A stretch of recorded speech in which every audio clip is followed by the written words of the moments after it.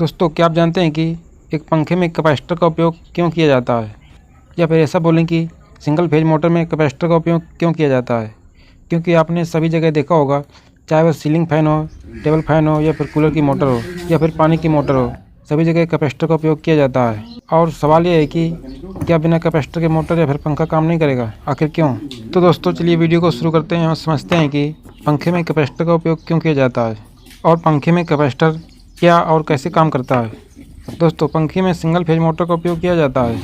Single phase motor self start नहीं होती है, जबकि वहीं 3 फेज मोटर सेल्फ स्टार्ट होती है। ऐसा इसलिए होता है क्योंकि किसी भी मोटर के रोटर के घूमने के लिए ज़रूरी होता है कि उस मोटर में रोटेटिंग मैग्नेटिक फील्ड बने।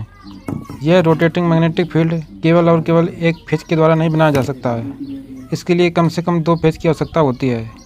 अब बात करें कि कैपेसिटर का उपयोग क्यों किया जाता है। तो दोस्तों, कैपेसिटर का यह गुण होता है कि जब किसी सर्किट में कैपेसिटर को लगाया जाता है तो वहाँ करंट वोल्टेज से 90 डिग्री के एंगल पर लीड करने लगता है। यानी कि करंट वोल्टेज से आगे चलने लगता है 90 डिग्री के एंगल पर। किसी भी पंखे में 2 वाइंडिंग की जाती है। तो एक वाइंडिंग होती है रनिंग वाइंडिंग और एक होती है स्टार्टिंग वाइंडिंग।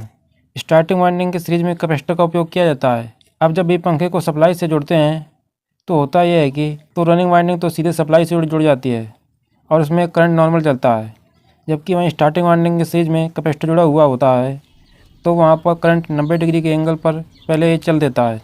इसके कारण होता यह है कि जब स्टार्टिंग वाइंडिंग में करंट अधिकतम होता है तो उस समय रनिंग वाइंडिंग में करंट न्यूनतम रहता है, यानी कि 0। जब स्टार्टिंग वाइंडिंग में करंट घटना चालू होता है उस समय रनिंग वाइंडिंग में करंट बढ़ना चालू होता है। इस प्रकार से दोनों वाइंडिंग में करंट टाइमिंग डिफरेंस रहता है, जिसके कारण दोनों वाइंडिंग में रोटेटिंग मैग्नेटिक फील्ड बनता है, जिससे रोटर में रोटेटिंग टॉर्क उत्पन्न होता है और मोटर घूमना चालू कर देती है।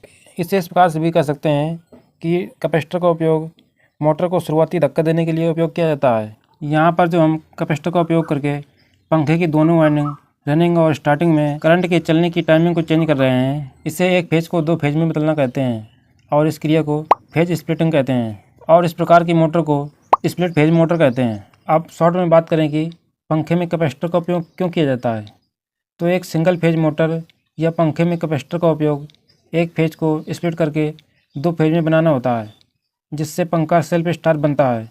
चाहे वह कोई सभी पंखा हो, सीलिंग फ़ैन हो, टेबल फ़ैन हो, फर्राटा फ़ैन हो या फिर जो कूलर में मोटर लगी होती हैं जहाँ पर कैपेसिटर का उपयोग किया जाता है, यह सभी इसी प्रकार की मोटर होती हैं जिनमें एक फेज को 2 फेज में बदला जाता है, जिससे कि रोटेटिंग टॉर्क उत्पन्न हो सके।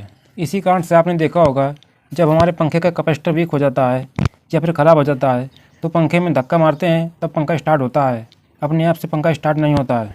अब 3 फेज मोटर की बात करें तो यहाँ पर 3 फेज पहले से ही मौजूद होते हैं, जिससे नेचुरली ऑटोमेटिक स्टार्टिंग टॉर्क उत्पन्न हो जाता है, जिसके कारण से 3 फेज मोटर में कैपेसिटर की कोई ज़रूरत नहीं होती है। यहाँ तक आ गए हैं तो एक सवाल का जवाब कमेंट में ज़रूर देते जाइए कि कैपेसिटर वीक होने पर पंखा धीमा क्यों चलता है।